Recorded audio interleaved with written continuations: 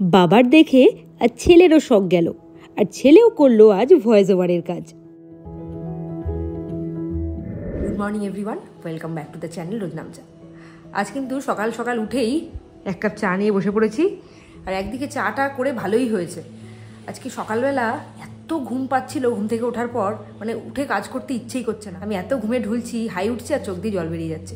উঠে দেখলাম যে রাকেশ আমার আগে উঠে গেছে ঘুম থেকে, আর ও ঘুম থেকে উঠলেই তোর চা না খেয়ে কাজ করতে একদম অসুবিধা হয়। যে দিনগুলো আমি উঠতে দেরি করি সেদিনকে ও নিজেই চা বানিয়ে খেয়ে নেয়। আজকে যেহেতু উঠেছি তাই জিজ্ঞেস করলাম যে চা খাবে কিনা, বললো হ্যাঁ, দিয়ে নিজেও বসেছি চা খেতে। আসলে ঘুমটা পাবে না কেন, কালকে 1:15 সময় ঘুমিয়েছি, আর ঝনক প্রত্যেকদিন রাত্রিবেলা একবার করেই দুধ খায়। সেই একবার দুধটা আমি দিয়ে দিও কোনো অসুবিধা হয় না, ওটা আমার অভ্যাস হয়ে গেছে। কালকে রাত্রিবেলা একবার দুধ তো খেয়েইছে মাঝরাতে, আরেকবার যখন দুধ খাওয়ার ইচ্ছে হয়েছে, ওর ঘুম ভেঙেছে, আমাকে পুরো ঠেলে ঠেলে ডাকছে, এরকম ধাক্কা দিয়ে দিয়ে ঠেলছে যে ওঠো ওঠো দুধ দাও।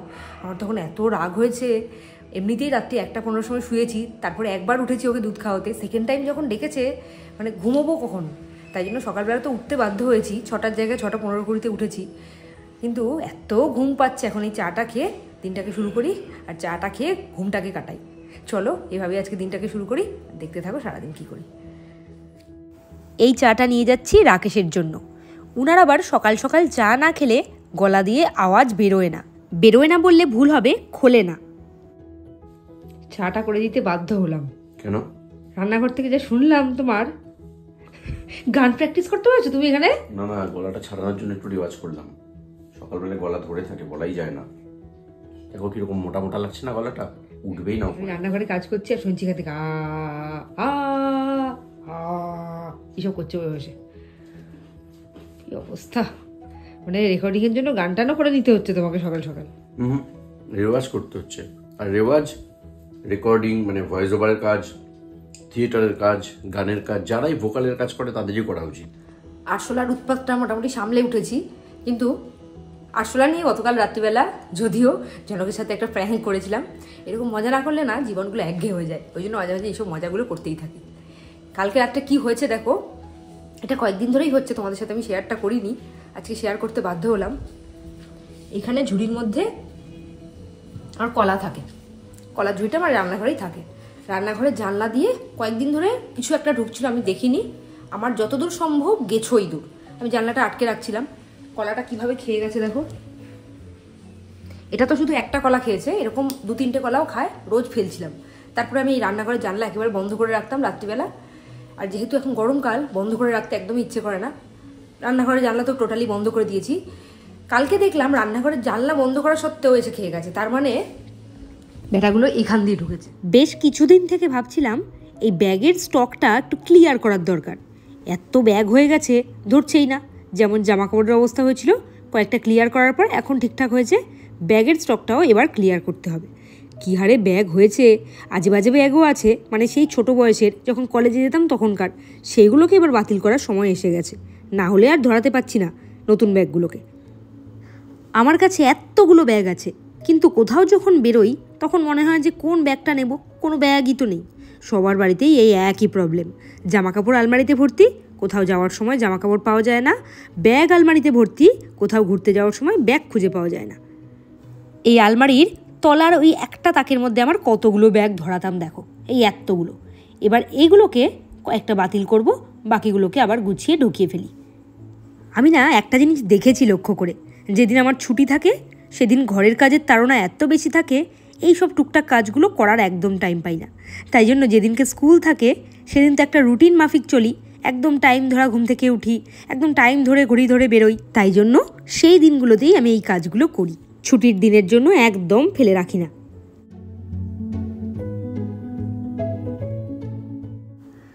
তোমাদের সাথে যেহেতু সবটাই শেয়ার করি, তোমরা জানো কয়েকদিন আগে জুডিও থেকে একটা ব্যাগ কিনেছিলাম, আর মা একটা ব্যাগ আমাকে দিয়েছিল। ওই নতুন ব্যাগগুলো এরকম চাপাচাপি করে রাখতে ইচ্ছে করলো না, ভাবলাম যে এখানে ঝুলিয়ে রাখি। ও বাবা, আলমারি খুলতে দেখি এখানেও ব্যাগে ভর্তি, কোথায় রাখবো? কিছুক্ষণ গণনা করলাম, তারপরে আর পারলাম না রাখতে, বাধ্য হয়ে এইখানেই রাখলাম। আমাদের প্রত্যেকের বাড়িতেই এখন জায়গার তুলনায় জিনিস অতিরিক্ত বেশি হয়ে গেছে, এই জন্যই এই প্রবলেমটা হয়েছে। না হলে আগেকার দিনে এইসব প্রবলেম ছিল না যে জিনিসপত্র কোথায় রাখবো।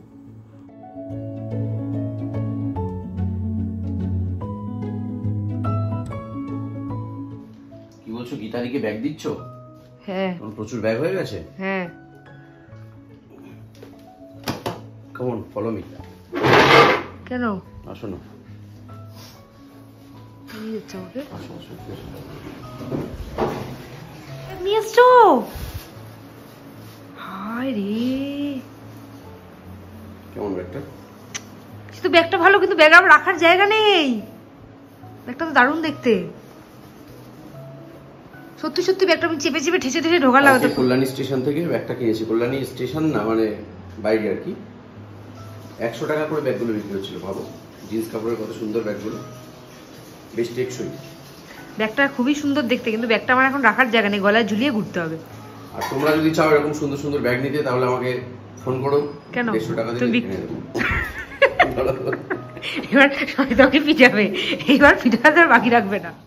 অগোছালো জায়গাটা যখন গোছানোর পর দেখলাম আবার মনে হচ্ছে অগোছালোই, তখন হাল ছেড়ে দিলাম। এরপরে ঘড়ির দিকে তাকিয়ে দেখলাম প্রায় 8টা বেজে গেছে। তখন আর কোনো দিকে না তাকিয়ে তাড়াতাড়ি করে রেডি হতে শুরু করলাম স্নান করতে যাব বলে। ঝনকের আজকে বিশাল আনন্দ, রাত্রিবেলা জ্বালিয়েছে আমাকে, 2বার উঠেছে ঘুম থেকে, আমাকে ঠেলে তুলেছে, আর এখন নিজের ঘুমটা বেশ পুষিয়ে নিচ্ছে। কি আর করব বলো, এই তো হলো ছোট হওয়ার একটা আলাদা প্লাস পয়েন্ট। যখন ইচ্ছা হবে উঠলো, তারপরে তো মা বাবা আছে রেডি করে দেওয়ার জন্য, কোনো ব্যাপার না। আমাদের মতো কি টাইম মতো বেরোনোর তাড়া, মাথার মধ্যে একটা হেডেক, একে রেডি করতে হবে, ওকে খেতে দিতে হবে, ওর ব্যাগ গোছাতে হবে। বাবারে বাবা, আর কবে যে এইসব ঝামেলার থেকে মুক্তি পাবো কে জানে। আমাকে এমন চাপের মধ্যে ফেলে, কি করেছে আজকে শোনো। 15টা অবধি রেকর্ডিংয়ের কাজ করে গেছে একভাবে, আমাকে বললো যে 10:22-এর ট্রেন ধরবে, মানে পরের ট্রেনটা ধরবে। আমি ধীরে সুস্থে কাজ করছি, যেই 9:10 বাজে তখন হঠাৎ করে বলছে আগের ট্রেনটাই ধরে নিতে পারবো, তাড়াতাড়ি করো। ব্যাস, তারপর থেকে যে শুরু হয়েছে দৌড়োদৌড়ি, মানে নাকে দড়ি দিয়ে ঘুরলাম। একটা কলাকে আমি 2 কামড়ে শেষ করেছি। খাওয়াটা আমি 1 মিনিটে শেষ করেছি। এইরকম করে রেডি হয়েছি, 9:25-এর মধ্যে কিন্তু রেডি হতে পেরেছি। ওনার কিন্তু এখনো রেডি হওয়া হয়নি, দেখো জামা পরে আছে এখন। হ্যাঁ, কী করছে ভগবানই জানে। তাড়াতাড়ি করে বেরোবো, আজকে আরও তাড়াতাড়ি রেডি হয়ে গেছি। আমার একটা গেঞ্জি কিনে দেওয়া হয়েছে ঝনককে, প্রচণ্ড গরমে আরাম হবে পরে। আজকে এটাই পরিয়েছি, এত গরম পড়েছে মানে কোনো জামাই গায়ে রাখতে পারছে না, একদম ঘেমে জল হয়ে যাচ্ছে। ওট ওট ওট, চল এবার তাড়াতাড়ি চল, বাবাকে বল তাড়াতাড়ি করো। দেখো হাতের মধ্যে এখনো ওই দেখ ললিপপটা আছে, দেখেছো সবাই? রাত্রিবেলা এটা নিয়ে ঘুমিয়েছে, পড়তে গেছিলো এটা নিয়ে, পড়ে যখন ফিরেছে তখনও হাতে ছিল। যতক্ষণ ঘুমিয়েছে ততক্ষণ হাত থেকে আর কি রাখতে পারেনি, তাই নাহলে তখনও রাখতো। ঘুম থেকে উঠে আবার এটা পটি করছে, আমাকে বলছে ললিপপটা দাও। পটি করতে করতে নাকি ললিপপটা নেবে, কাণ্ডটা শুধু দেখো। চল, ললিপপ খায়। সন্টি দাদুকে থ্যাঙ্কস বলে দাও। বাহ, সন্টি দাদু থ্যাংক ইউ। তোমার কি হবে মেয়েদের মতো রেডি হওয়াটা তাড়াতাড়ি হবে? মেয়েদেরকে তো হার মানাচ্ছ, আমাকে তো তাড়া দিলে খুব। ছেলেদের মেয়েদের মতো কোনটা করতে হয় না, কোনটা করতে হয় না বা কি করতে হয় না? চুল বাঁধতে হয় না, লিপস্টিক লাগাতে হয় না, মুখে পাউডার মাখতে হয় না, জড়িয়ে নিয়ে একটা ক্লিপ করে নাও।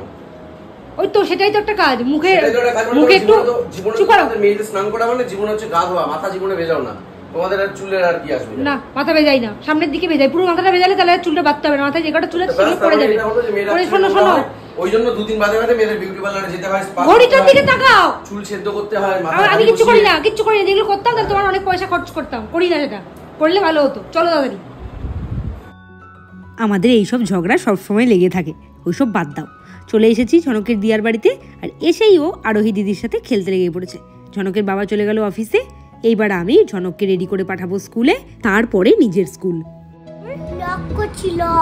লক কি করছিস? আরেকবার কর দেখি, আরেকবার কর দেখি। তোমরা নিশ্চয়ই সবাই বুঝতে পেরেছো ও কি বলতে চাইছে। ও বলতে চাইছে ব্লগ, সেইটাকেই বলছে লক। কাণ্ডটা ভাবো। ঝনককে স্কুলে পৌঁছে দিয়ে আমি এসে গেছি স্কুলে, আর স্কুলে আমার রোজকার এইটা রুটিন। আমাকে দেখে মনে হচ্ছে না যে আমি খুব মনোযোগ সহকারে পড়াশোনা করছি।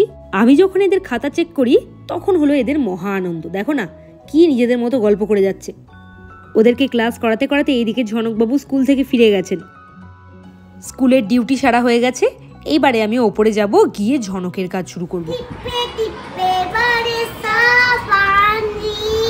টিপ টিপ বর্ষা পানি করছে, তার কারণ ওর হাতে টিপ। দেখি দিয়ার কপাল থেকে টিপ পড়ে গেছে, সেই টিপটা হাতে নিয়ে গান করছে টিপ টিপ বর্ষা পানি।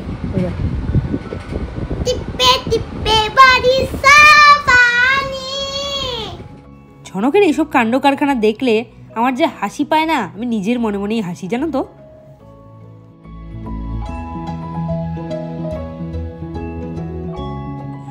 সন্ধে হয়ে গেছে, বাড়ি এসে গেছি 7টার মধ্যে ঝনককে পড়তে দিয়ে।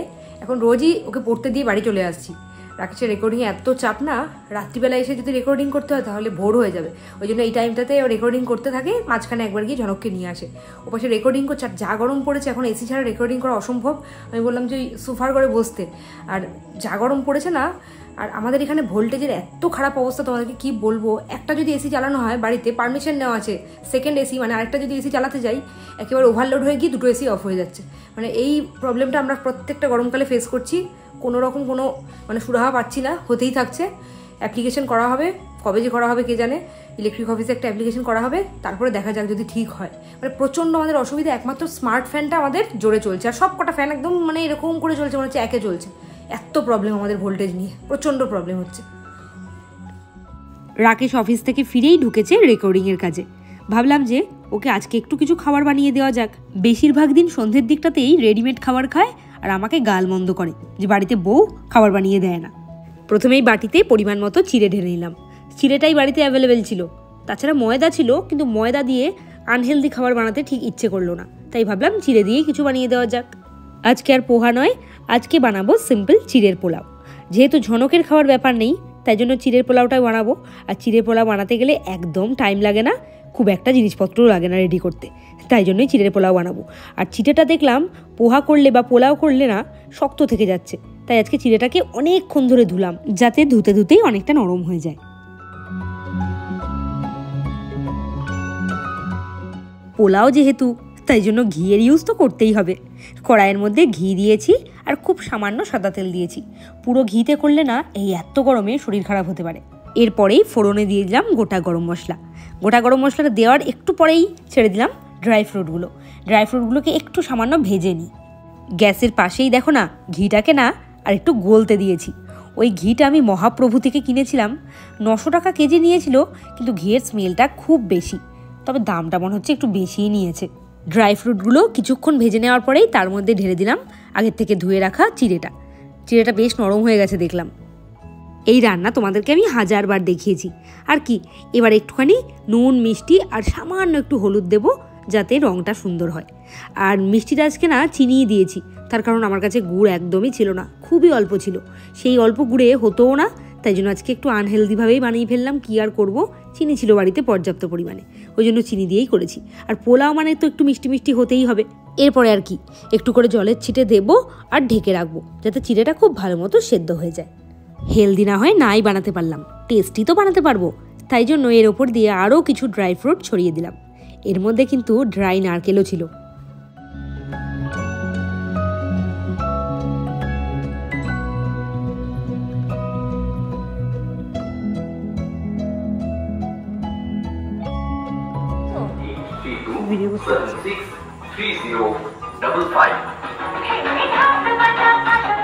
রাকেশ তো ওই ঘরে রেকর্ডিং করছিল, যেই শুনেছে নিজের গলা ছুটে এসছে বাইরে। আর আমি বললাম যে নিজের গলা শুনতে এসেছো? বলছে না না, এডিটিংটা কেমন হয়েছে সেটা শুনতে এসেছি। আর আমি তো এসে গেছি ভিডিও করব, তোমাদের সাথে শেয়ার করব, তাই জন্য।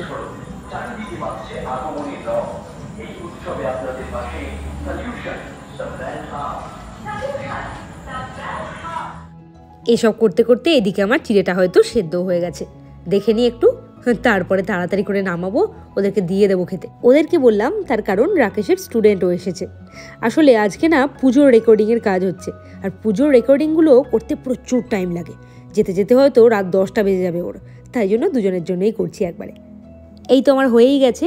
এবার নামানোর আগে ওপর দিয়ে সামান্য একটু ঘি ছড়িয়ে তারপরে নামাবো, তাহলে স্মেলটা আরও ভালো আসবে।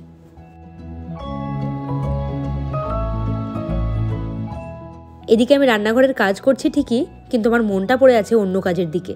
আসলে আমার তখনও ভিডিও এডিটিংয়ের কাজ বাকি, গান তুলতে হবে, মানে গান নিয়ে বসতে হবে একটু, এইসব কাজগুলো আছে। ওই জন্য মনটা ওই দিকেই পড়ে আছে, আর তাড়াহুড়ো করে এইসব কাজ করে যাচ্ছি। যখন ছোট ছিলাম, মানে বিয়ে হয়নি, তখন নিজের পড়াশোনাটুকু করলেই হয়ে যেত আমার নিজের কাজ। সারাদিনের কাজ বলতে তেমন কিচ্ছু ছিল না। আর এখন মনে হয় যে কোনটা ছেড়ে কোনটা করব, বুঝেই উঠতে পারি না কোনটা আগে করব আর কোনটা পরে করব। আসলে বিয়ে করে সংসারে ঢুকলে এই হয়। খেতে কিন্তু দুর্দান্ত হয়েছিল, রাকেশই বলল। দেখতে কেমন হয়েছে? গতকালের ভিডিওতে তোমাদেরকে বললাম দিনগুলো যে কিভাবে চলে যাচ্ছে একদমই বুঝতে পারছি না। আসলে হাতে সময় থাকলে না, মানে অঢেল সময় থাকলে তখন মনে হয় যে দিনগুলো কাটছে না, কিন্তু এত ব্যস্ততা না যে সত্যি এই কথাটা মনে হতে বাধ্য। এই যে রাকেশকে একটু খাবার বানিয়ে দিলাম, অফিস থেকে এসেই তো রেকর্ডিং করতে ঢুকেছে, এবার বসলাম একটু গান প্র্যাকটিস করতে। ওই যে বললাম সামনেই বেশ কয়েকটা প্রোগ্রাম আছে, একটু গান তুলতে হচ্ছে। ওই জন্য ঝনক যখন পড়তে যায় তখনই গানটা নিয়ে বসার সুযোগ পাই। ও চলে এলে তো ওর কাজ করতে হয়, তারপর চেঁচামেচি করে, চিৎকার করে, এই জন্য তখন মানে সেভাবে কনসেন্ট্রেট করা যায় না। ওই জন্য এখন বসলাম একটু গানটা প্র্যাকটিস করে নিই, ঝনক এলে হয়তো আবার ঝনকের কাজ করবো। রেকর্ডিং শুনলে হবে না তো, ওখানে তো বাবার প্রযুক্ত আন্টি কাজ করছে, ওখানে তুমি কথা বললে ডিস্টার্ব হবে। আরে আমি একটা কথা বলবো না। ওখানে গিয়ে কি করবে বসে বসে? আমি লক্ষ্মী হয়ে থাকবো এখানে বসে। বলি বাবা নিয়ে পড়ে এসেছে, সেই ও লক্ষ্মী হয়ে বসে থাকবে ওখানে প্রযুক্ত আন্টির ওখানে। প্রযুক্ত আন্টির ওখানে লক্ষ্মী হয়ে বসে থাকবো। বসে বসে কি করবে? বসে বসে রেকর্ডিংটা শুনবে? হ্যাঁ শুনবো, আর একটা কথাও বলবো না। রেকর্ডিং করতে করতে এক ফাঁকে রাকেশ গিয়ে ঝনককে নিয়ে এসেছে, আর রুনার বাড়ি ফিরে ইচ্ছে হয়েছে আজকে উনি বাবার রেকর্ডিং শুনবেন। ব্যাস বাধ্য হয়ে নিয়ে গেলাম ওই ঘরে। এদিকে চলছে জোর কদমে পুজোর কাজ। তব অখিল ব্যাপিয়া সুমঙ্গলী ধ্বনি ছায়ে নিখিল ভরিয়া, তুমি একক অনাদি সত্তা, কে আছে তোমাকে ছাড়িয়া?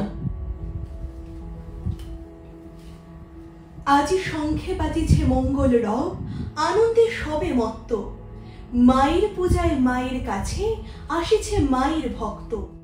আমরা যখন ঠাকুর দেখতে বেরোই তখন পুজো মণ্ডপে মণ্ডপে এত সুন্দর কণ্ঠস্বর শুনতে পাই আমরা, কিন্তু তার পেছনে যে কতটা পরিশ্রম লুকিয়ে আছে আজকে তোমাদের সামনে সেটাই তুলে ধরলাম।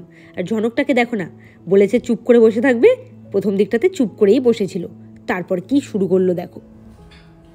আকাশে শুভ্র মেঘ ভরিয়ে শিশির ভরা মাঠ পেরিয়ে, সকল আঁধার ঘুচিয়ে দিয়ে বাপের বাড়ি এরকম সকল আধার ঘুচিয়ে দিয়ে বাপের বাড়ি ফিরল উমা, আনন্দ আর হাসি ছড়িয়ে। স্টুডেন্ট বলে কথা, রেকর্ডিংয়ের সময়েও দেখো না শিখিয়ে দিচ্ছে কিভাবে বলবে। আর ঝনকের কিন্তু এদিকে আস্তে আস্তে বাদরামিটা শুরু হচ্ছে।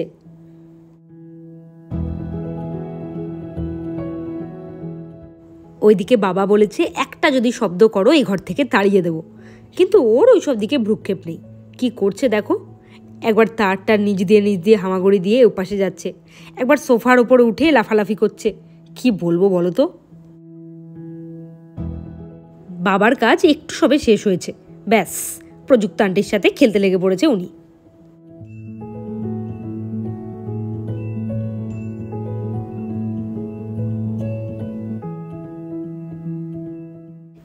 এইবারে ঝনকেরও শখ হয়েছে বাবাকে আর প্রযুক্ত আন্টিকে দেখে ও আজকে রেকর্ডিং করবে। ব্যাস কানের মধ্যে হেডফোন লাগিয়ে বসে পড়েছে রেকর্ডিং করতে।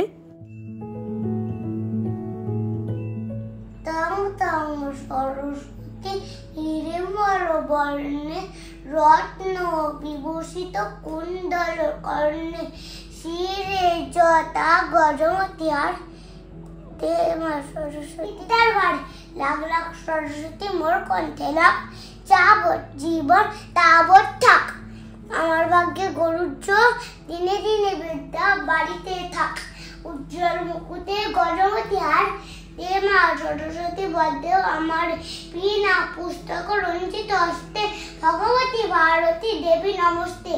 আজ না হয় ভিডিওটা এই পর্যন্তই থাক, কালকে আবার নতুন ভ্লগে দেখা করব। Good night.